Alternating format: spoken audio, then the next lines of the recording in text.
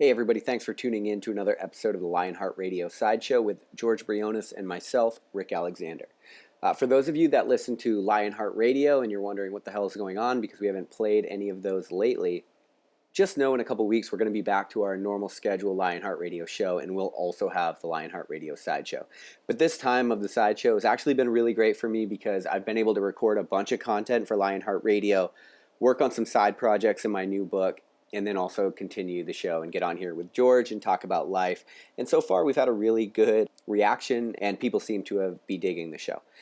But today we talk about managing the highs and lows in life, and the show kicks off with George recapping his 50K race that he did this previous weekend. And I'm not a great recorder, clearly. I'm not good at the technical side of podcasting, so I didn't start the recording until, I don't know, maybe a couple minutes into his explanation. But we definitely got everything that was pertinent to the conversation. And, you know, when you're running an ultra, one of the things that happens is you have to manage the highs and lows. It's one of the things I love about ultra running. And the other thing I love about ultra running is how it transcends to regular life. It's like you learn these lessons and they're so applicable in everything else that you do in life. And so today we really talk about a lot of the lessons George learned in his run, and then we talk about how those apply to life. And so we'll start out talking about the run for a while, and then we'll really get into some deeper topics as the show goes on. All right, so without further ado, the LionHeart Radio Side Show.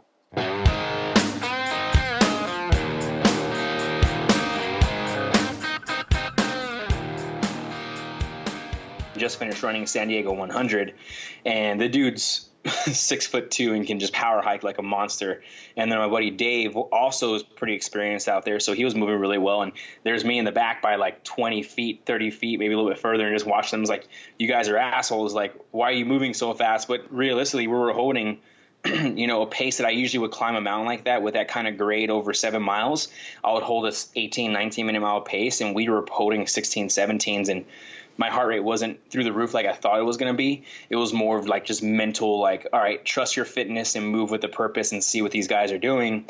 And I ended up being able to pretty much handle it all the way through. And then the last 6 miles that I turned it on, man, I dropped it. I ended up passing probably about 12 people, and it felt good, man. I stayed up on my nutrition. I was, it was funny, man, because I've actually kind of changed on how I've been eating lately, a little bit more of a higher fat diet and higher protein diet lately, actually. And it's actually been working out really well for me. I'm still putting in carbs, and I haven't cut that food group out. Like, I'm not going to do that. I fucking love carbs way too much. But I've cut back on the amount of, or the type of carbohydrates that I'm taking. So for instance, like, if anybody's been following me for a while, they saw I was going to try and go vegan like 4 months ago or 5 months ago. Like 4 months ago, I was going to do like a month long vegan like test or whatever else. And I decided, I don't want to cut anything out of my diet. But what I learned was the differences in alkaline foods and high acidic type foods. And ever since I've kind of broaden my horizon on that, I've been able to kind of narrow myself where I want to eat and how my nutrition has been lately. And dude, I literally, like, I cut out all white rice. I don't eat no white rice no more. I eat nothing but brown rice. And then fruit wise, I used to eat fruit like crazy, dude. I mean, I used to put down 2 or 3 apples a day. The cutie oranges, I used to eat like 6, 7 of those a day, dude. And it was like, it was cool, but I could see myself kind of bonking when I was hitting longer runs. And just hearing other guys that are a little bit elite athletes, especially the ones that are doing a lot of vert, for instance, like Avery Collins. Avery's doing a lot of higher fat stuff. He's doing things. Listen to, who else? A lot of guys are, I know, like I said, that's one of the guys, but a lot of guys are doing this, eat a little bit higher fats throughout the week or whatever else, because when it comes time to run, you can still put those higher fats in. But then when you do put in the higher sugar carbohydrates, your body is like, oh, I know I need to do this and utilize it. So, for instance, I'm just keeping my glycemic index on the lower end to keep more of an acidic diet. And that was what this race was about, was, all right, cool, trust your fitness, push the pace where you can, stick to what you wanted to do. And like me and Sabrina had a good little talk through what we wanted, and I was able to maintain and hit all those numbers, dude. And nutrition was huge for me. I was putting down probably about 200 calories an hour. Damn. which is good. But what helped me out was whenever I got to the aid stations, I would ask for their jar of peanut butter. And I would get like a knife, and I would just take like 2 big knifeluls of peanut butter, dude, just from like the start of the knife to the end of it, and just eat it. And then they had these, I don't know, someone forgot what they named them. I don't know, maybe you might know the name of it, but it was like peanut butter jelly sandwich with bacon inside of it. Ooh, I don't know what the name of. Yeah, dude. Sounds good, but though. it was fucking amazing. Yeah. I'd at the 21K mark, dude, like 13 and a half miles in, like I saw that the aid station pounded that. We had a 5 mile loop, pounded another one straight into the climb, and that was a big saver for me. But like I said, I was putting a bunch of peanut butter in, a lot more salt stuff. So I'd grab watermelon. They had salt out, so I'd hit the watermelon, salt, mouth, or go potatoes, salt, and mouth. Yep. They had like potato chips out, so I'd eat a little bit of that. But mainly, dude, it was sticking to just a higher fat diet. And then running, I'm using this company called Crank Nutrition, and they're called E-Gels, and they have 150 calories in it, actually. And it has a shit ton of electrolytes, sodium, and potassium, and it hasn't messed my stomach at all. So like when I'm on track and not at the aid station, putting this down, and then using the Endure from Softlead. I have one of those on me plus water, and what I started doing was I'm switching off and on of Endure and both waters, just because I don't want to get so used to the Endure and then not want it down the road. So pretty much, I'll go water, and then next time I come to an aid station, if I have the Endure on me or when my crew's going to be at for the 100-mile race. But what I was practicing was, all right, cool, let's go. They were using Tailwind, so I had to use Tailwind, but I was doing that just because I didn't get to carry a bunch of Endure on me. But I was going back and forth and still using Endure when I could, and then going and using Tailwind when I could, and then putting in salt tablets, dude, every like hour and a half was key for me. And that was just another thing. Like I said, someone goes, "You're a lion amongst men." And I was like, I'm just a cub learning from all the lions out there who have ran from like experienced runners like yourself. And, luckily being under like, Sabrina and Avery as an athlete and being able to learn from them. And, she gave me a really good idea. She's like, check your legs when you're moving. If they feel jiggly and they're good, you're fine. Once they start hardening up, you need to start putting salt in. And she was like, I just slapped the side of my legs. And that's what I started doing. I started slapping the side of my legs. And if they feel fine, they feel fine. But overall, dude, like it's looking good, man. Like I said, now I'm resting for the next 3 days because Wednesday, Thursday, Friday, Saturday, and Sunday, I'm putting in about 75 miles back to back, like across the board, dude. So yeah, dude, Wednesday's like a 17 or a 2.5 to 2 hour day.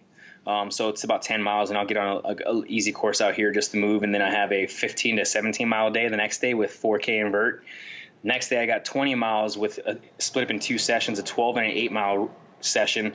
That's Friday, and then Saturday I have a 12 to 15 with 3K invert, and then Sunday will be 7 miles at an easy pace, just kind of time on the feet. And none of this is now realistically, dude, like, and you know how it is, man. It's not really more about like how fast I can push the paces.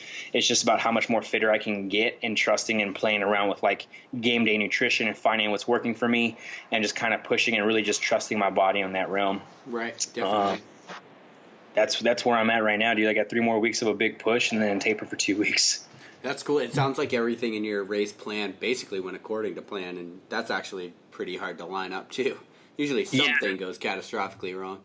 Well, and that's the funny thing that kind of scares me, man, is because like I haven't had a bad race, dude, leading up to this 100-mile race at all. I mean, I've had some bad training weeks and bad training days, and but I haven't really. Every time I go to game day, it's like I really haven't seen, like, I kind of adapt on the go with whatever's happening, and I'm very flexible with when it comes into the aid station and being in tune to like what I want to eat and what I want. Like that was my first time doing the whole peanut butter thing. Going into doing the race, because I was focusing on a little bit eating higher fats throughout the week. So it was kind of one of those things. Well, okay, cool. I'm going to go ahead and put that on the list also of like things that have worked for me. So when the unexpected does happen at Kodiak, I have all these tools that I can kind of go to see what will work and help me out. And I think that's and I have a buddy, my buddy Chase Ford. He's an ultra marathon runner, so he's getting ready for his 100-mile, and we just talked today on Instagram. He had said he's felt like unprepared, and I think we're all unprepared for stuff like this, right? Yeah. We can just create experiences that are going to help develop ways to get out of these unexpected situations, which now make us well prepared for at the end of the day. For instance, we can use someone like, out financial problems, right? Like if all of a sudden you got your credit card stolen and someone just pulled out $1,000 out of your banking account. Well, luckily you have a savings account that has a good enough money in there so that you're able to kind of go back there until this gets taken care of, compared to someone who has no savings account and lost their credit card and now they're in a bind, right? Like that's the reason why we do these kinds of things, to set us up for success and set us up for unexpected situations that end up turning into an expected situation that, oh, well, good thing I did that because I planned for this or I planned for that. So, instead of having A, B, C, or D, having A through Z being a way of doing it. And I think that's a lot of what I'm doing right now, man, is really just trying to learn as much as possible of like what I'm doing out there and everything else like that, man. So I think the fact that your races have gone so well is a testament to your training, because now every once in a while you get in a race and like shit goes sideways and there's not a lot you can do about it. Like sometimes your stomach gets upset, just the day, the moon, who fucking knows. But at the same time, like if I look back on races where things have gone really wrong, a lot of times it was because I was not prepared enough going into it. Yeah, and that's a huge part about it, dude. I just got done listening to a podcast with the author of the book called Endure. Have you heard the book called Endure? Yeah, I had him on LionHeart Radio. Okay, I didn't get to listen to that. I'm sorry, but I listened to another podcast he did with another group, and he talked deep about this whole idea of like not going in with expectations. And he's probably talked about that in your show with that, is like, he was like, it's a lot of just kind of a primal instinct of like knowing what you're going to be doing going out there, instead of looking at a pace on your watch or having a specific guidelines of kind of going off of what you want, because a lot of things don't always go in your way, and he says, what is it saying? He goes, it's better to take more risk in a race day than it is to be conservative. Mm-hmm. Is kind of the idea that he talks about, right? Like, that's the reason why a lot of good athletes are there, because they're okay with taking that risk. And the kind of the same idea that I've taken with this now is like being able to be okay with taking the risk with playing around with my nutrition and changing out my shoes and seeing what's working for me, right? Playing around with different vests and going out and taking that risk. And, I haven't really pushed the pace yet on a race before, just because I'm so new to it. And I think after this 100-miler, it'll be like, all right, cool, let's go ahead and start playing with pushing the efforts a little bit more as I become a little bit more experienced and seasoned. I mean, for only going on, I'll be doing my first 100-mile race not even within a year of doing ultra marathons, but I've done already going on 7 races so far leading up to this. So yeah. I got some experience underneath me so far, but it's that whole 100-mile race is going to be completely different, especially only running 2 50-milers and everything else has been 50Ks. It's just going to be something that, with every mile there comes a new experience and another unexperienced, unknown idea. So just being able to mentally handle what comes our way. And I guess being in the special operations realm, it's kind of helped us out with that understanding of adapt to adverse conditions, adapt and overcome. Yeah. And it's being flexible. I think that key word is huge. A lot of people are not flexible with it at all. I think that's like one of the beauties of competing, is that like on any given day, like shit can go wrong, yeah, but at the same time, like every once in a while you lay it all out on the line, nothing goes wrong, and you have a day. You know what I mean? Just have that, yeah. Yeah, you just have that day. Go for it. Oh, you're good, man. Go for it. Sorry about that. Thinking about back, the best race I'd ever had, it was like a 12-hour. It was actually right when I switched to a high-fat diet as well. And it was kind of a PR at the time. It was like, I think I got 97K in 12 hours. But I came out there with a plan. My plan was to only do 50 miles in 12 hours. But I unexplainably felt great. And I literally, like, I rode that bitch for 12 hours. I rode that high. And, like, every once in a while, like, things just come together. And it kind of sucks because now I chase that dragon, right? Like, there's no way I'm going to have a race that goes that well ever again, maybe. But, like, yeah. Goddamn, I'm going to keep trying because it was such an amazing feeling. Well, it kind of goes back to this whole idea, too, dude, is like, well, like you mentioned to me also was the whole thing was also has to do a lot with how you're preparing for your training. And like, yes, but at the same time, though, it's like, what was the mindset going into that race? Like you said that you wanted to shoot for 50 miles in 12 hours, but you're like, okay, cool, just open up and see what happens. And you continue riding the wave. And I think a lot of people throttle back from riding that wave and end up putting themselves into a low automatically without even meaning to do it. Yeah, absolutely. That's something that I really do believe too. It's like, I actually had a conversation today at the coffee shop, and the Batista, she was like, hey, I'm currently going through an emotional journey right now, blah, blah, blah, blah. And I was like, that's really cool that you're doing that. You're actually starting to become more aware. You're starting to create more empathy. Your emotional intelligence is growing. And this is the reason why we're having this current conversation right now, is because of the fact that you are open and you see that wavelength of being able to grow and being able to be in tune with yourself, And she's like, yeah, there's some days where I'll have like 2 or 3 really good high days. And then all of a sudden I'll have like 1 or 2 days of low days.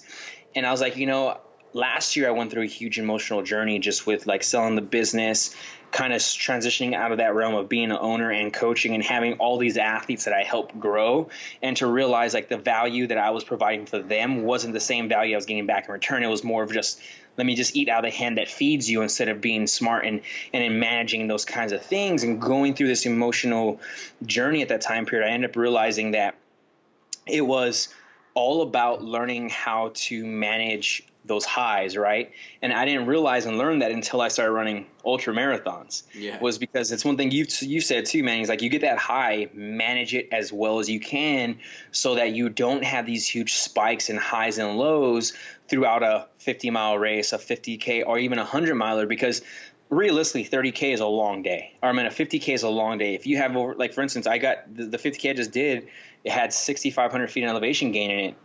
Like, that's some time out there on the trails. I was out there for, about right around 7 hours and 45 minutes.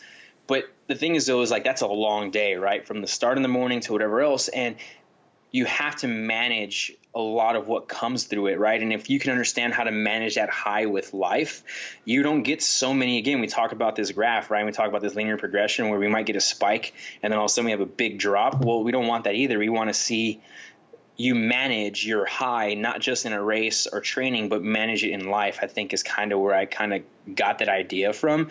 And she was like, wow, that's fucking really cool. Never thought about being able to manage my highs from everything going around me.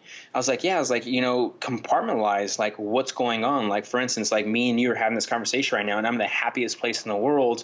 This is a really good high that I'm on because we're able to educate and help people and inspire people, and, maybe learn, and also not even maybe, but also learn from others when they hear from us. And it's like, all right, cool, I need to manage that high because we want to go ahead and continue it going across the board.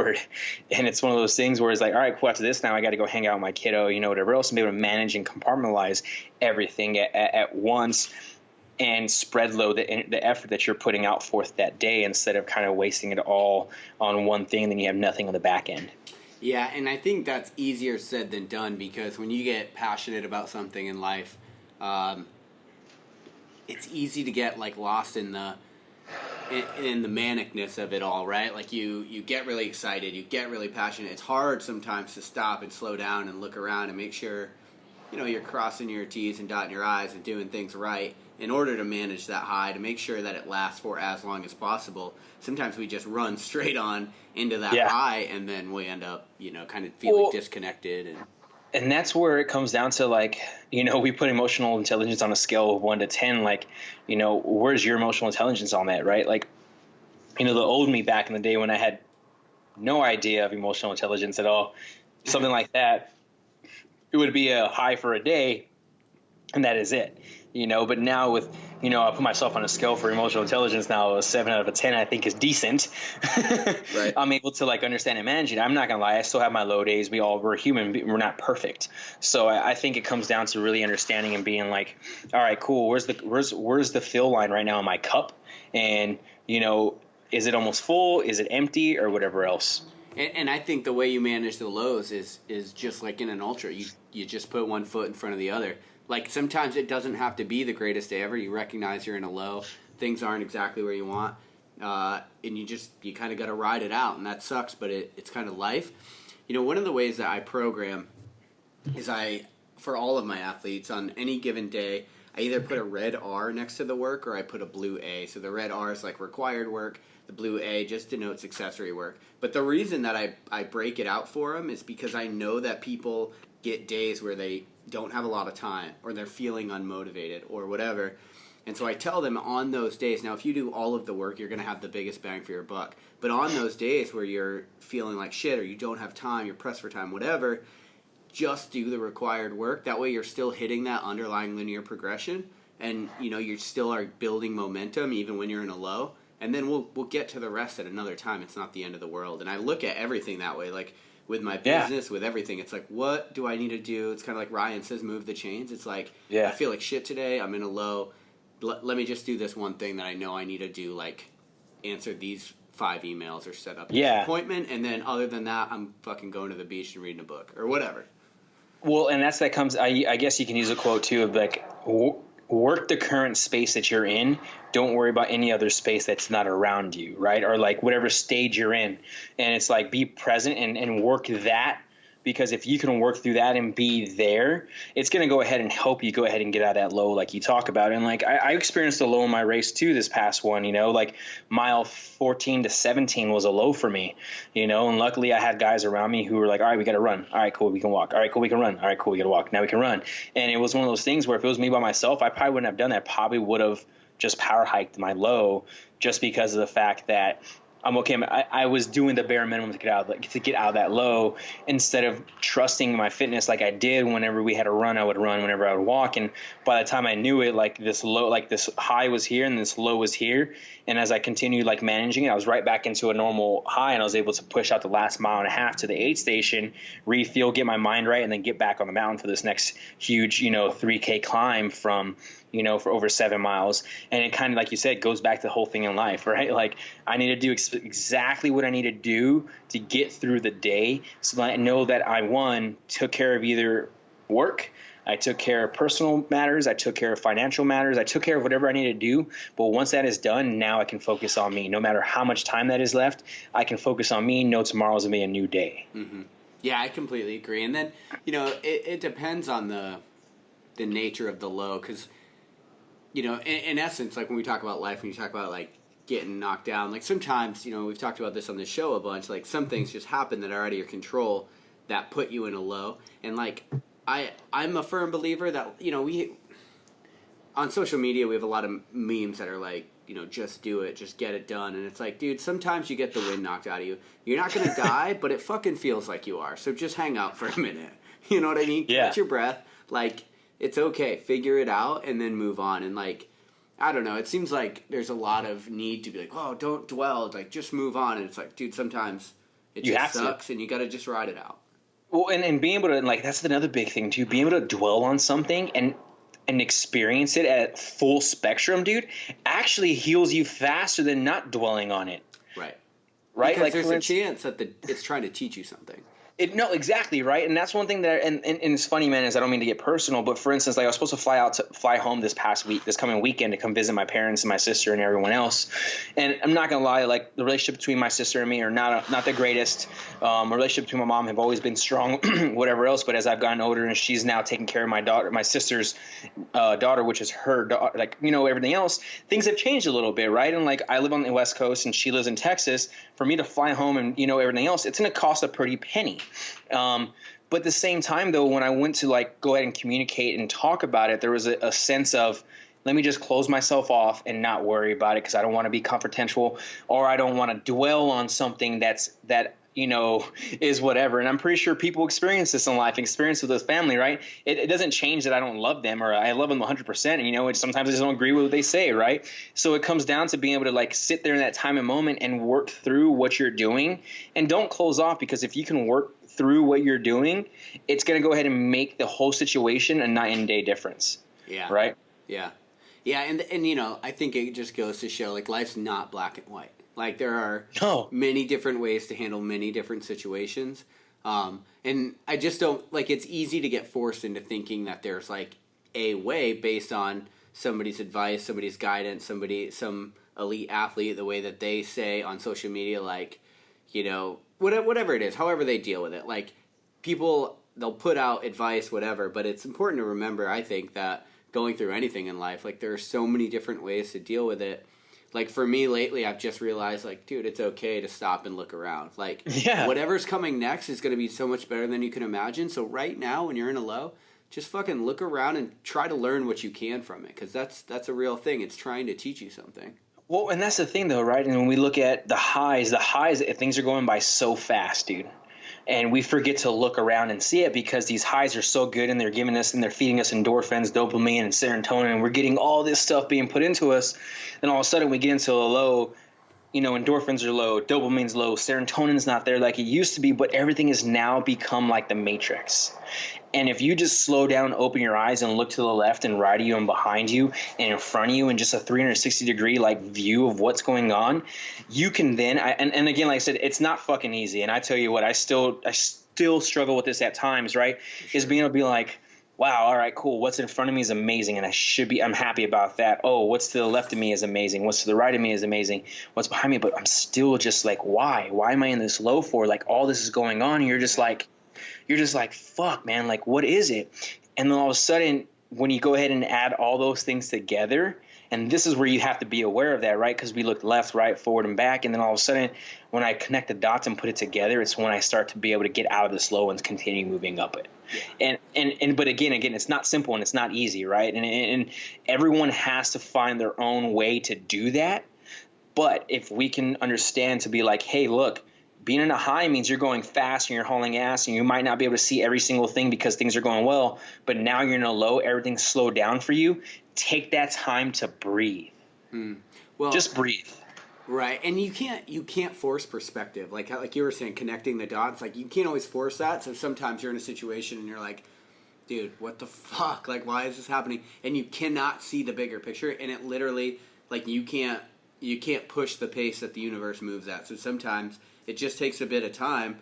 We've talked openly on this show about our own hard times in the past year or whatever. And like, I just hit a period of about 3 weeks where I looked at all kinds of dots that all of a sudden were like, dude, fuck yes, that's why that happened. And it sucks because you can't force that awakening, right? Like, you just kind of got to ride it out, keep doing what you know is right, keep working toward the things that you want as best as you can with the tools that you have, with whatever you're given at the time. And then, dude, hopefully you look around and you realize, like, all right, the universe kind of has my back. Like, things are okay right now. Well, and that's the funny thing, though, is if you stop and look at the universe, and if you're in that low and you stop and look at the universe, and if you were to stop and reach out to someone else, I guarantee you the universe is doing probably the same exact thing that you feel to that person, because, again, the universe is one, and we're all living in that, right? So, like, there has to be some kind of energy put off, and maybe people are like, what the fuck's this guy talking about, like, energy and stuff? But it's true, though, right? Like, if I'm in a low, I guarantee if I was to reach out to somebody and be like, hey, how's your day?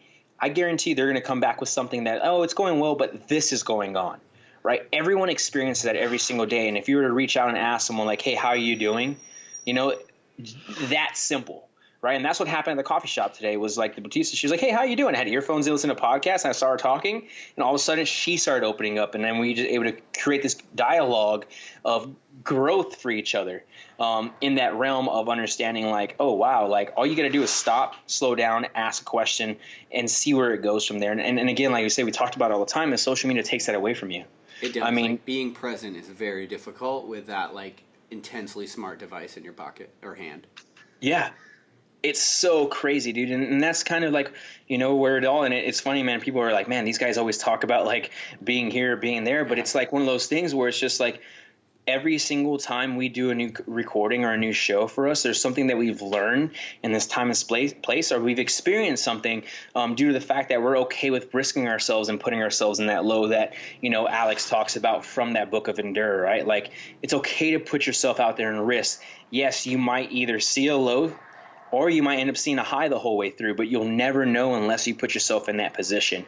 And I think that's a lot of people's problem nowadays in our world is like they're afraid to put themselves in that risk because it is so easy just to be comfortable and content with where they're at in that time and space. Yeah, I completely agree. Going through this past week, I had another week of not being able to use my phone because I was like way out in the sticks. And same thing, like it happened again, man. I went through this point of mental clarity where I started realizing, like, it was like the first 24 hours, there was like this sort of visceral anxiety, wanted my phone back, and then I hit this point after about 30 hours of not having my phone anymore, and I was at a point where I was like actually like mentoring this inner city group. So I hit a point though after about 30 hours where I was just so present and engaged. And I looked at my phone, even though, because I had it, but I just didn't have reception. And I had to, like, took me a while to get rid of that, like, nervous tick of checking my fucking phone. I'm like, what am I looking at this thing for? So finally I put it in my tent, and then I got to the point where I was just like, dude, all right, let me just learn about these kids. Like, let me just learn about what's going on with them right now. And I swear to God, from the moment I did that, like, everything got better. Like, I understood them better. Like, yeah. Yeah. It's crazy you said that, dude. I had a conversation with a buddy of mine when I went down to the Recon Challenge like a month and a half ago or whatever else. And he's one of the guys that helped put through BRC, but he's a really good dude, and we got really close. And he's a SARC also, but he's getting ready to go do some crazier, cool stuff. Let's just put it that way. And we were talking about this whole idea of being like, in the military, we got taught this idea of aggression breeds gains, right? Like, more aggression, the more gains you get, the more the results you see. And it was one of those things where it's like, all right, and I've talked about this before, and it's like one of those things where it's like, no, like that's the wrong mindset to have, right? Because we do miss out on the things like you just talked about, right? Getting to know somebody, right? Not just about like what they're doing and like they're being here for the day, like, but why did they come? What brought them here to open their mind to be like, I'm going to go spend a week in the woods with some dude who I have no idea is, and he's just going to try and teach me about life. Like, what got them there to be in that? Because once we can understand that, we have now created a positive return from them, right? And we end up same thing, and that's kind of where it went back to when I was talking with him when I was an instructor at the schoolhouse at BRC. The time frame, I always asked the students how they were. I never asked, and I didn't know I was doing it, right? I just always asked, hey, how you guys doing? How you feeling? How's this going on? Like, how's life? Like, I would try and find out if they're married, had kids, girlfriend, whatever else, and would always check in on them because that would always affect them more than the training, how their body felt, or anything else than anywhere else, right? So, like, if that's weighing on them hugely, like in a realm, then you're going to go and see everything else start to drop. And that's what we were like, we need to develop this like gentle warrior type mindset where, it's like it's okay to be like, run, let's get after and being intense, but it's also understand to be like, all right, cool, that's there. I need to be over here now because this aggression and all this stuff only comes for certain reasons when I go ahead and utilize it for a positive aspect compared to like trying to put someone down negatively or anything else in the realm. So it's like, all right, cool. How do I blend all this together to be this gentle warrior that I'm supposed to be? Right. Yeah. And that's a difficult part about being alpha, right? Like there are so many times where you should take that aggression. You should be a monster, and you should fucking channel it to get what you want or get where you want to go. But there are so many times where that does not serve you in a given situation, right? Like some situations just take finesse, and you need to be able to know when to dial back and when not to. Yeah, dude, and it kind of goes into the same realm of this, dude, when I think about it and I look at all this together as a whole, right, when we're talking about this aggression equals breeds like gains and progress, but then we go and look at this gentle warrior, it kind of comes down to like, how are you utilizing persuading somebody and manipulating somebody? Because those two are separate. Mm-hmm. Right? They are two different definitions. They're two different meanings in someone's life, but a lot of people hear persuading and they hear manipulative and they hear it as a negative return. Mm. Right? Like if I'm trying to persuade you to do something, it's probably because I believe that it's that way, instead of kind of being like, hey, this is what I believe in or how I look at things. Rick, what do you see from that? Right? Instead of me trying to persuade you to do something, we are now having an intelligent and a critical thinking conversation to be able to create what we want to see, instead of me being here and being like, this is the way you got to look at it, Rick, and this is how it is. Or when we come and look at a manipulative type way, right? Manipulation is a negative look in the world. Everyone looks at it and be like, oh, he's being manipulative right now. He's being manipulative right now. It's like, well, is it because you're not being open to what he's saying and you're just thinking negative of that person because you don't believe in what he's trying to do or say, right? Or is because he's utilizing his type A personality and narcissism to go ahead and be like, no, you're going to do this. And like, we do see that. And that's the problem we have, right? Like you can utilize being persuasive, right? And we can utilize being manipulative at the same time and kind of blend them together as a whole to use in a positive outcome, to teach somebody something. And I think we missed the mark on that as a whole when it comes to just being able to manage our highs and lows for life. Mm. Yeah, and I mean, look, well, like, I love the military because of what it's given me, the opportunities it's given me, but the institution as a whole doesn't give a fuck about making you a better human. You know what I mean? Like, that's not really their goal, and even when they put out some kind of agenda, like, we're going to focus on family first, it's like, right, but like, you don't give a fuck. Like, you're just a number. It's the military. It is what it is, man. Like, you have to accept that it is what it is. I'm part of it. I get it. Yeah. But as an instructor, as a Bloods instructor, like, I was talking to a buddy about this just last week, actually. Like, you need to know when to be the hammer, right? Yeah. And then when to pull back, like, when to be the hand. Like, when it's okay to be the nail. Right. Yeah. Or when it's okay to accept being the nail, right? Because do you want to be right or do you want to get what you want? Those are different things. Sometimes you need to not be right in order to get what you want. But it's like, if you just have this one speed, which I did for a huge portion of my life, like, it was just like, whatever I want, I'm going to get it, head down, bowl through that shit and do it. You reach a point where you can only get so far with that attitude. And I think it's kind of like what got you here won't get you there. Like, I started reaching a really big limit in my life, like in my relationships, in my business, in everything, right? And so you reach a point where in order to be better than you are right now, like, you got to change. Yeah, dude, that's 100%. That makes a lot of sense, man. And kind of like, I look at myself and like, that's kind of the way I was when I got out of the military, was like, all right, cool, head down, let's just fucking keep moving forward. And that is just what's going to happen because that's all I know. But realistically, it's not all I know. I'm in the one in control of like how my mind, articulates all these things around me and how I can, control my outcome of things. And I can control how fast I move and how slow I move. And a lot of people, again, like you said, don't realize that because we've been so ingrained in being like, go, go, go, go, go, go, go. We end up missing something, right? And that's, again, just kind of one of those things where, like you said, you just like being able to be like, do I want to accept being the nail? Do I want to be the hammer? Or do I let go of the hammer for the day and just let it be? Yeah. Right. And, I don't know how many times I got to learn this friggin' lesson, but, like, just be with people when you're with people, right? Like, because a lot of times, like, that's what I found this past week. It's like, these kids that I was mentoring at first, so it was a really interesting situation. I won't get into it, but, like, they didn't really want to be at this camp at first. And so that was really interesting because, I have these 6 kids, and I'm talking to them, like, how'd you get here, whatever. And like, yeah, my mom made me come, or my school made me come, my coach made me come, whatever.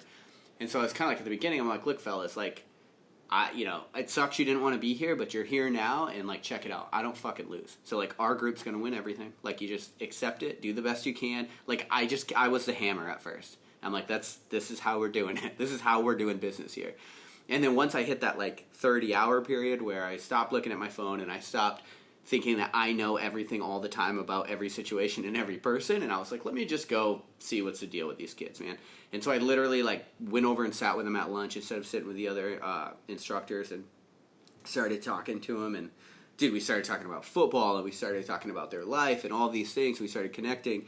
And I swear from that point forward, like, everything got better. And to the point where, like, on day 6, these kids didn't even want to leave. Like, kids that didn't want to be there. It was incredible to see the transformation. But I really accredit most of that with me just laying down my sword and being like, look, I don't have all the answers, man. Like, I have some answers. If I have them for you, I'll give them to you. And if not, let's just talk about life, man. Sometimes people just need to talk. Well, that's funny you said that, dude, because a lot of people won't do that. And, like, you are able to understand, like, hey, like, I'm human. Yeah. And a lot of people, due to social media and due to just where the world's nowadays, like, everyone sees someone in this high-powered position and they're like, oh, my God.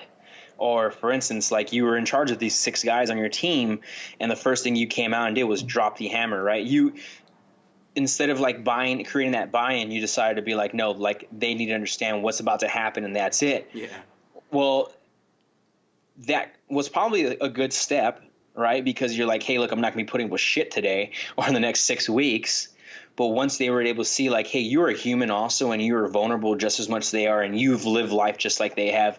You watch football, you watch soccer, you do all these crazy things just like they do. You have a mindset just like them. You're just as normal. And then that's when you actually realize, like, oh, cool. The same thing with Tom Brady. Like, Tom Brady, yes, he makes multi-millionaire dollars and wins Super Bowls. Right? Mm-hmm. But he also ties his shoes the exact same way you do. He probably wipes himself the same exact way as you do. He probably showers exactly the same way as most of, like, he does all those things. He eats meals. He does all these things. There's nothing famous that he does just because he throws footballs for a living to win championships. That doesn't define who he is at the end of the day. And that's where I think you made the mark of being like, you know what? Yeah, I might do all these things, but like these kids are what matter most because I need to find out who they are so that they're able to open up. And you built a cohesion of team building for them. And I'm pretty sure your guys kicked ass the rest of the weekend or the rest of the week. Yeah, absolutely. And it's interesting, you know, because you're right. Like I was put in that situation because I give a lot of speeches on, you know, running 200 miles, and I give speeches on like different success, being special operations. So that's why I got put in that position. Like, they don't give a fuck about that. You know what I mean? Yeah. Like, people don't give a shit, dude. They want to be humans, and they want to talk to you like you're a human. And it took me a minute to get over myself and realize, like, dude, they don't give a fuck what I did. Like, they don't care that I can run for a long time. Are you kidding me? Like, this kid got jumped 2 weeks ago. Like, he does not give a shit that I can run really fast or really long. Like, that's not his thing.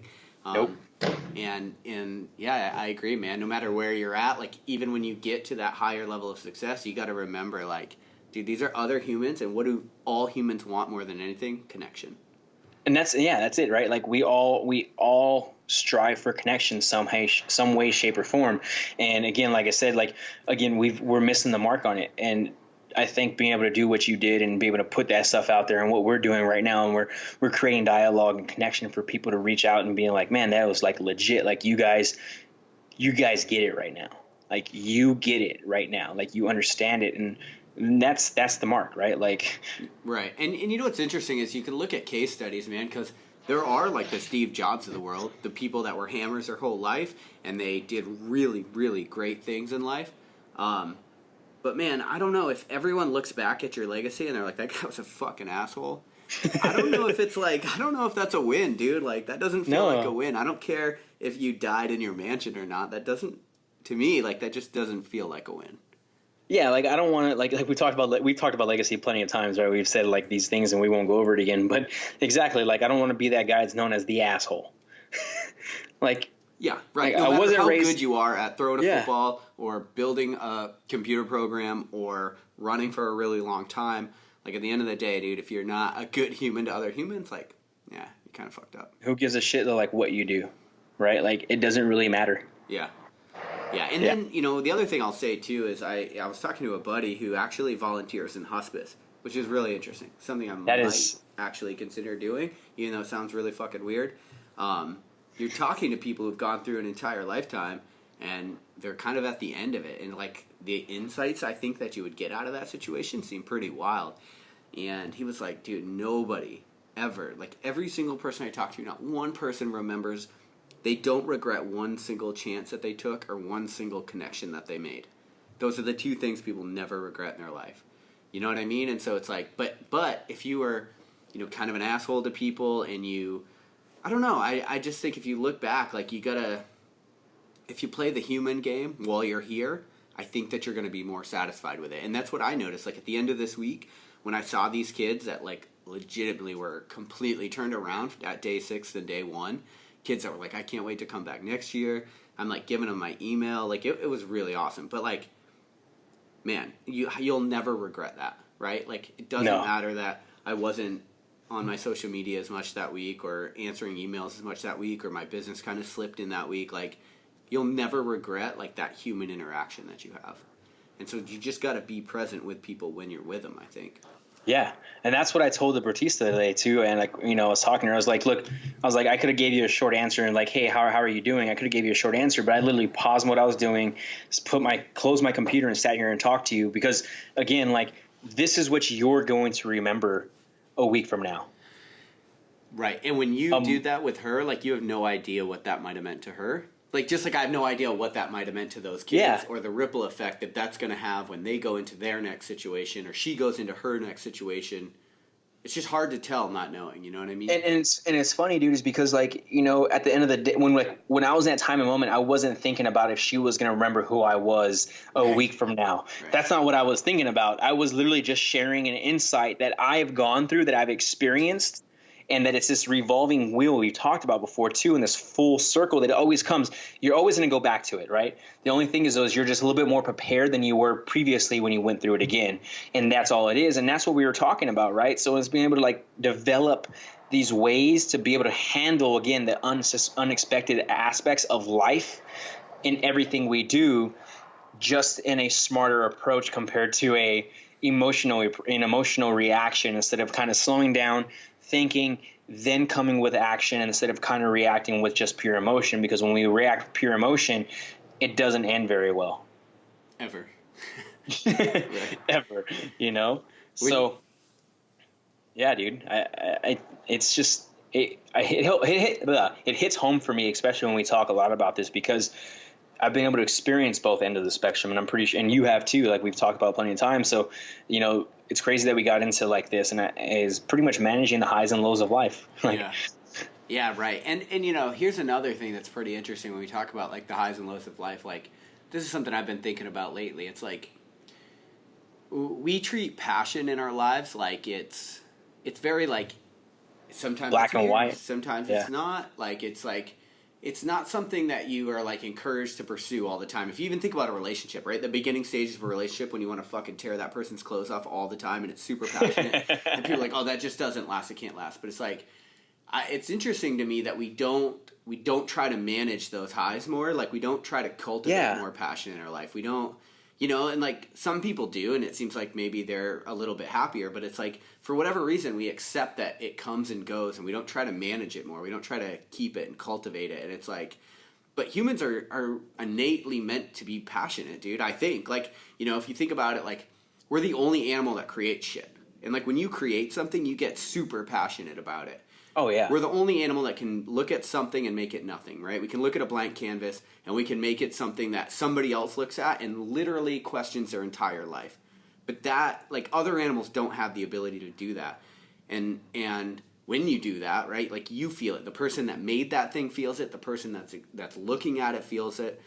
And for whatever reason, it's like we don't really strive for passion all the time. But I kind of think we should. Like, I've started to think, like, you just should, man. You should cultivate those things in your life, the things you're passionate about. You should just keep doing them, like, whether they make other people happy or not. Like, if they're, like, passion is going to make you happy. And I think part of the reason we don't is because it comes innate with a big downside, right? Like, if you create something that you're super passionate about and the world doesn't get it, like, that fucking hurts. Like, you know what I mean? And so I think maybe that's part of it. And that's a great topic to bring up, right? Of being understanding, like, okay, passion, like this is my passion for something, and I'm going to go ahead and put it out to the world to see. And what's funny is that we're right away, let's put it out, and we automatically become critics of our own work. First off, right? We're the biggest critics of our own work. We know this, but we end up letting one or two people from when we just put it out dictate our direction with our passion. Right? Like that first, like, let's say that first person sees it and they're like, oh, this is not that good. And then the next person comes out, oh, that's not that good. And all of a sudden you're like, well, fuck, no one's taking hold to it. Let me just go ahead and like not do this after all. When realistically it's only reached, you know, your passion of putting yourself out there and what you want to do is only reach maybe 10 people. And out of those 10 people, only 50% like it, 50% don't. So you automatically go with the 50% of people that don't like it. So I'm going to go ahead and take it and change it instead of leaving it up. And seeing and putting your passion out there for a while and seeing what really grows of it. Because, again, your passion is not going to go ahead and match every single human being out there, right? When we talk about that culture aspect and we look at like that, when we look to thrive in the culture and we look at just a tribe in general, everyone has their own tribe and only brings a certain people to their tribe because of who they are or personality. So, again, your passion is not going to be for everybody. Right? Yeah. LionHeart Radio is not for everybody. The sideshow is not for everybody. Right? I'm pretty sure people listening are like, who are these dudes just talking about life and like, what do they know about it? Right? I'm pretty sure people say that. Does it bother me? No. Right. Like, it doesn't bother me at all. I can give two shits less. But what does make me happy and what makes me passionate and what keeps the fire growing is being able to educate and help people who are in the same realm as me, who are sometimes lost, and, you know, just those things, right? Like, that's where I think a lot of people miss the mark in understanding their passion when they go and chase it, right? And we'll use, for example, I have an athlete who is not sure if she wants to re-enlist or if she wants to go ahead and just become in the civilian world, right? Because she's in the military and all she's been taught is what? Go, go, go, go, put the blinders on, your head's down, looking at your feet, left, right, and hasn't had the time to pick her head up and look around her. And now she's getting ready to re-enlist here in a couple of days, and she's still on the fence of what do I do? When it's like, have you really sat stopped and found like what defines you and what is your purpose and what is your passion. Not fitness, not the military, no, but who are you and what's going to help define you down the road? And are you going to be truly happy in that time and space by re-enlisting, or are we going that route? And you got to put yourself in both those positions to really be able to understand where we're going. Yeah. Yeah, you know, I think when we get passionate about something, we tend to – I'm trying to unpack all those things that you said. But when we get passionate about something, we tend to like we want it validated because we're so passionate about it. So we want someone else to validate it. But like something I've started to realize when it comes to creating shit, and we'll start with that, like once you create something, like this thing has been put in your heart to create it, right? Whatever that is. Once you create it, you created it because you felt that it belonged in the world. You had something to say. Now, what you can't do is expect somebody else to like it. You just set it free. That's your job. Your job, it was put in your heart. You decided to create it, so your job was to put it into the world. If you start expecting people to, if you start expecting people to applaud it, then it turns it into a relationship of like quid pro quo, right? Like I thought about this on Tuesday when I was speaking I was giving this talk, something I was super passionate about, and at first I wasn't really capturing people, and I had to like pull myself back and be like, "Whoa, dude! Like this was you have something to say. You just say it. You do it to the best of your ability as good as you can. It's not the audience doesn't owe you something. They don't owe you an applause. Now, if it lands, that's great, right? But you have to get to the mind where you sort of, you do these things you're passionate about because it's the right thing to do, because it fires you up, because it makes you happy. And then hopefully the world accepts it, and if it does, like that feels great. But I don't think you can let your happiness be contingent on that. Yeah. And exactly, right? Like I can't have my happiness be dictated by someone else's validation, because if I have that happen, then I'm not going anywhere, right? Like we're not going anywhere. Like for instance, like if we put that first show out like we did for the side show, and we listened, like I'm pretty sure people like we talked about, right? Like, but we were like, no, like we don't need validation for the show. Is it nice to get it, like you've said? Hell yeah. Is it cool to be like people call us the Power Couple podcast? So like that's funny, right? Like, but that's not what we were trying to do. Like. We were just trying to come out and just kind of let everyone know, like, hey, it's okay to feel this way. It's okay to be vulnerable. It's okay to know that this is going on. And if you guys are cool listening to us talk, then thank you. Right? Yeah. So that's where at the end of the day where it's like you said, dude, is like being passionate doesn't need to be validated by anyone else but yourself. And if you believe in it and if you want to go ahead and put 110% behind it, because again, if I'm passionate about something, I'm not going to give 110% about it, then why am I going to do it? Yeah, right, exactly. And I mean, people have all kinds of reasons for doing it, right? Like they don't want to look stupid to other people. They want to fit in with society. They don't want to be judged. They want to, and I think in every single one of us, there's like two people, right? There's the person that wants badly to go for everything that they dream of, right? They want to go after their motivation. They want to go after their passion. And then we have another person inside of us that's like a scared little kid. And it's ruled by fear, and it doesn't want to be judged or ridiculed. It's that dark passenger, bro. Yeah, right? But I really feel that way sometimes. It's like, why? Yeah. And don't let that person rule your life. Like, that happens to me all the time. I'm like, why the fuck am I letting the smallest part of me run shit around here? Like, I got things to do. I got plans. I can't be dealing with this, like, small, scared, insecure little kid that doesn't want to look stupid in front of other people. Like, I got something to say, and I got to put it out there. And I think sometimes you just have to get to that point. And when you do, you start like really making decisions in your life. When that bigger part of you is making the decisions, you start making them based off your passion, right? And you start to cultivate it more in your life. You don't accept it as something that comes and goes, and you're like, well, I'm not passionate about my job, but it's got good benefits, and it's gonna pay the bills, and it's pretty secure. And it's like, dude, secure? That's like plaque for the fucking soul, man. Like you are dying slowly, and that's something that's taken me a really long time to get to. It's like, dude, remember why you started? Cultivate that passion and keep fucking chasing it. Or maybe that's just the point I'm at now. I don't know. Well, and that's kind of goes to the realm because, like, and I guess you can say security is complacency, right? We can think that. Yeah. Right. We can think complacency is security. Security is complacency. However you want to look at it.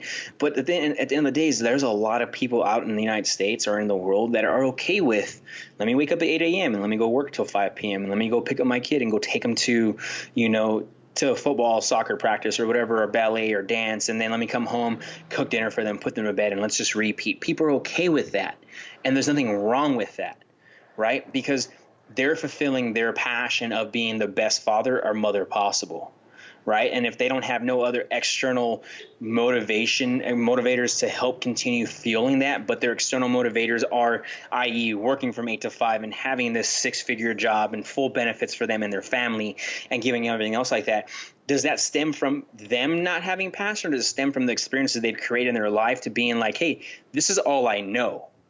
Well, right, but if you're, that kind of speaks to if you're passionate about your family and providing for them and protecting them and having a great loving relationship with them, and then the job, we're always making decisions based on the things we really want, and so, or hopefully we are, and so if you make a decision for that good job with good benefits because the thing that you're it's a means to an end, because the thing you're passionate about is your family, I don't think there's anything wrong with that. But I do think there's a lot of people that are on fucking autopilot around here. Yes. That aren't passionate about any damn thing, you know what I mean? Except for the occasional good book or the beginning of a new relationship, which it's okay, it's going to fade. It's like... Or the new movie that just came out? Yeah, or the new movie. Or I don't know shit about new movies. So. Dude, I'm a big-time scary movie buff. I love scary movies. Okay. So the new Halloween movie's coming out. Oh, nice. Yeah. How many years is it since? I think it was like 20 years since the first actually legit making of Halloween is coming out this year. 20 years since the first original one. They're coming out with the newest one, and I can't wait. You're a fucking nerd. That means nothing to me. But yeah, dude, but really, like it's real life, man. Like passion just drifts in and out of our life, and I just think we got to do more we got to manage those highs better, man. We're not doing a good job of that, I don't think. So like we've talked about like managing the highs and lows, but I don't feel like we really kind of put out, I guess it's really hard to kind of put out ways of managing them because we manage them in all different ways that we know possible for ourselves and what works for us. What are some of the things that you do when you do hit a low and you're trying to manage those lows and highs? Yeah, I mean, there's a few things. Like the first thing is sometimes I'm getting to the point where like, okay, I got to accept this low. I try to look around for what it can teach you. The other thing, that I've mentioned on this show before a lot, but it's like you got to ask yourself, why is this happening for me and not to me? And if you look around for a good enough reason, it's been my experience that you can find a reason it's happening for you, and then you can kind of build off that momentum. You know what I mean? I think gratitude is something that you should practice in your life daily. Like if you have gratitude, it's like if there's a bank with 50 people in the bank and somebody runs in to rob it and shoots one shot and it hits you in the arm, it's like the normal reaction is like, well, what the fuck? There were 100 arms in this bank, 50 people, and it happened to be me that hit. But if you can cultivate that attitude of gratitude, I hate that I just said that. If you can cultivate that gratitude, though, then you become the person that's like, holy shit, 6 inches to the left and I'm dead. Yeah. Thank God I'm still here, right? And then I think that's another way to help yourself get out of it is like gratitude. And then finally, like personal responsibility sometimes, like when, depending on what the low is, right? That's why this is in black and white to me. But like, I thought about that in relationships. It's a lot. Like, a lot of times it starts off super passionate, and then by the end, sex is a chore, and it's like this thing that you're just going through the motions of. When I'm in that situation, I'm realizing, like, you got to take more responsibility. Like, you need to cultivate that passion yourself. Like, it's not them. It's not this thing. It's me. Like, I need to make it better. I need to be more open with my communication. I need to talk about what I want. Like, you know what I mean? Like, there's no black and white way to get through a low or cultivate the passion, but I do know that you should probably be looking for more ways to bring it into your life. Yeah, definitely, dude. And that kind of feeds off this, dude. It's like every action, there is a reaction, right? And you're in control of those actions. And there are some times where you're not in control of the actions and it produces a reaction where you now have control of it, right? Like we can put it in a square and cut that square into 4 boxes and then kind of put like your actions develop this reaction. All right, cool. Like your actions develop no reaction. Okay, cool. This action outside of your control developed this reaction that you can control. And the last box is pretty much you didn't do anything for that to action to happen. And you have no control over that reaction at all. And you just have to let it happen and kind of I've learned this. I learned this through a parenting counseling type book that I read, trying to work through like, mending stuff with my younger daughter's mom and trying to make it the right way, try and be the best father possible and really trying to build communication. And I took that whole square model I just used right now and turned it into what I just developed for myself was, all right, cool. This action that just happened, can I have control of the reaction? Did I cause this? Because if it did, then I need to take personal responsibility for it. If I didn't cause this action, but I have control of the reaction, I still can take responsibility for it because I have control over it. Again, the universe is not out to get me. The universe is out to help me. How am I able to learn from this in this time and moment is another big thing I talk about, right? So we talk about controlling actions and reactions, not controlling them or having just responsibility for it, and then understanding like the universe works in its way and I got to enjoy it and be present for what's happening is kind of one of the big things that I do there. And then also, like you talked about, gratitude. Dude, I don't know. When I finally started understanding having gratitude and have empathy towards someone and myself, it made me realize like being able to handle those lows that I'm experiencing in life just made them that much easier to handle. Right. And it's like, okay, cool. I'm in a low. It's okay to feel this way. I'm a human being. Like, I'm not Superman. Like that's fake. That's not real. Right. Like I'm a human being. God gave me emotions and gave me feelings and gave me all these crazy things. And we're such a complex but simple human being, like system that's just what it is. And we just have to be okay with it. Now, don't do this. And this is one thing I used to do a lot. And it's from experiences. When I'm in the low, I take it out on everyone else. It's their fault. It's their fault. It's their fault. And being able to be like, okay, cool. Like, they have no idea what's going on. I have no idea what they're doing. And being able to walk a day in their shoes, I guarantee you I now can understand like where they're coming from. And if you can put yourself in that position during a low and being like, look, take yourself out of the shoes and looking at you from the outside view and being like, man, realistically, you're not really doing that bad. Right. You got a roof over your head, you got shoes on your feet, you're able to put food in your mouth. And some people don't have that, right? But like, the people that don't have some of those smaller things, simple things in life are also some of the happiest people because they're okay with where they're at in that spot, time and moment. And it's actually a high for them, not a low. Right. So if we can go ahead and put ourselves in being like it always can be worse, I think we're doing a good job, right? And if we can stop and being like, look, it can be worse. I take action for what I do. I take responsibility for the actions that cause the reaction, or I'm in control of this and know that the universe is working for me, then maybe I am in a good place where I'm at right now. And then maybe it can gradually come out of this low and then get back into this high that kind of just keeps me at a medium where I'm able to chase my passion and know what defines me and knows like, where I'm at and able to give myself to that loved one and give myself, in other areas of life while managing all of this at the same time and being able to compartmentalize it all as a whole. Yeah.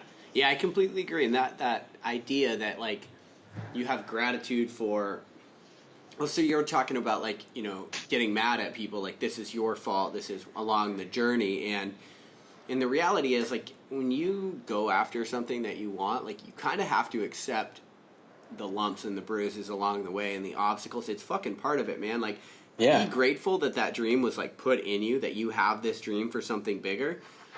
Like, that was the part of the universe. Like, you got it. You got the dream. It's your time to execute. And like when shit doesn't go right, it's probably because you're not doing something right, and that this universe, the situation, whatever you believe, is trying to teach you something so that you can do it right.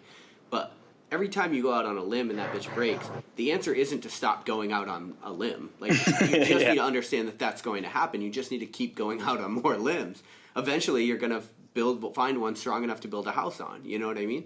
Yeah, definitely. And that's what it is, right? We're developing a foundation that we can stand on top of and withstand any kind of natural disaster that's going to come our way that the universe wants to throw at us. Right, for sure.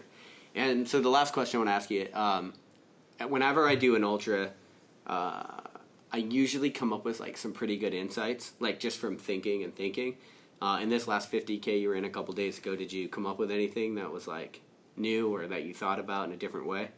That's actually a really good question because I actually did. It was being able to understand my mindset throughout the race and being able to like see that, I think I've talked a lot about it today, man. Realistically, is like it's kind of trying to think about it, is like the whole understanding of like where I'm at in this time and moment, and that I got to take responsibility for it. And I get a lot of insights on those things, man. And just this race was one of those where it was like, all right, cool. A lot of the insights that I have developed previously, I can now utilize them in this race.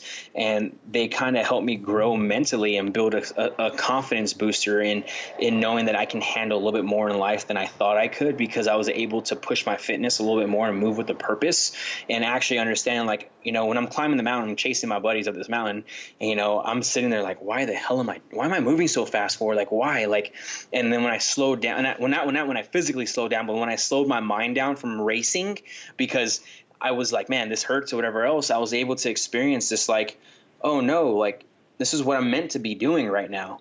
Right. And it kind of translated to the everyday life. Like, what I'm doing right now in this time and space is what I'm supposed to be doing. And that is kind of the insight that I got from it all, because I've never really understood the whole, like, hey, have patience in a race. Right. And like, I understand it in life a little bit, but I never really understood it too much in a race. And I had patience in this race and was able to manage the way I needed to or whatever else. And the inside of it came out to being just like, all right, cool. Like, being able to manage this and understand the idea of being where I'm at today in this time and moment is where I'm supposed to be. Yeah. And just enjoy it is kind of the insight that I got from that. I think that's, so hard to do and so important. Like, to genuinely try to accept that you're in this exact position for a reason, or that you're exactly where you should be at this exact moment in time. Like, just genuinely accepting that, it's really hard, but once you do, man, things get better. And another thing too that I did when I was out there was, when I realized like where I was at in that time and moment, I accepted it. I started looking back, and you have enough time to do this. Just like you have enough time to do this. You're out there for a while. I started thinking back to like what led me to it, actually. Like I started looking back at like, okay, cool. What actions did I do when I was younger to lead me where I'm at today? What actions did I did to lead me where I'm at today? Are these all the reactions? Are these all just cumulative actions that just came to one to put me in this time and place? One, to enjoy and have gratitude to suffer the way I am, right? To be able to experience this new insight of being like, man, all right, let's just stay here, be welcome where you're at, and just be open with it and just continue moving forward with it. And that's one thing I think, if you can kind of like piece it back together and look at it. And the same thing, for instance, like we're drinking this LaCroix drinks. And by the way, we're both drinking one. We had no idea that I have it. I saw him pick his up and I had just pulled mine out of the refrigerator. But if you think about it, right, and we look at something, for instance, and we look at, where was this made from, right? Where did this aluminum come from? Where did the liquids of this come from? And even smaller than that, like, how were they developed? Right? And like being able to drop it down to the smallest thing, and then all of a sudden build it back up to being like, this is why I'm here and this is okay. Mm-hmm. Yeah, I completely agree. And I don't want to open a different rabbit hole, but also thinking like, what happens next, right? Like, what is the ramification of you drinking this? Where does it end up? Like, are you contributing to the world that you want to be in? And I know that's a completely different topic, but it's also something I've been thinking about a lot lately, because like we tend to just do things based on, some sort of misguided impulse without thinking about like whether we're actually contributing to the world we want to be in or not. And that's actually a really good question, and a topic probably we could save for another show. Yeah, but let's do that. Yeah, definitely. I do think about that all the time, and I'll tell you what, like, just to leave it off in this one sentence, is that when I do think about what's next, it scares the shit out of me. It should. If your dreams are big enough, they will. It does. It scares the living shit out of me, because, you never know what's going to happen in an hour or 2 hours. Right. Like, so again, like, do I just stay focused and present in this time and moment and in this space and just let whatever comes our way be that way? Again, like I said, that's a topic we can talk about another day for sure. But yeah, it's just scary as shit for sure. Yeah, let's end it there. I think if people are thinking about the things that they're passionate about and they don't kind of scare them, think a little bit bigger. Yeah, definitely. I think that's huge. Perfect. Definitely. Thanks, buddy. Thanks, dude. Thanks for listening to LionHeart Radio. I hope that the information from today's show will make you fitter, happier, and healthier. For the show notes of this episode and every episode, head to www.lionheartrad.io. Yep, just like LionHeart Radio. And please, if you have the time, head over to iTunes and give us a 5-star rating. It really helps us to know that we're on the right track and delivering you reliable information and value. As always, feedback is welcomed. If you have any comments on the show or would like to suggest a guest, send me an email at rick@luavive.com. That's LUAVIVE.com. Thanks for your support, and we will see you next time. Bitch, I feel good. Don't I look stupendous? My shine is so endless, and shit you can do to end this. Even when I'm dead, niggas still gon' bump that chip shit. Coke, white, Escalade on cinches for you dipshit. So you won't forget this. Midwest nigga be the coldest. Cleveland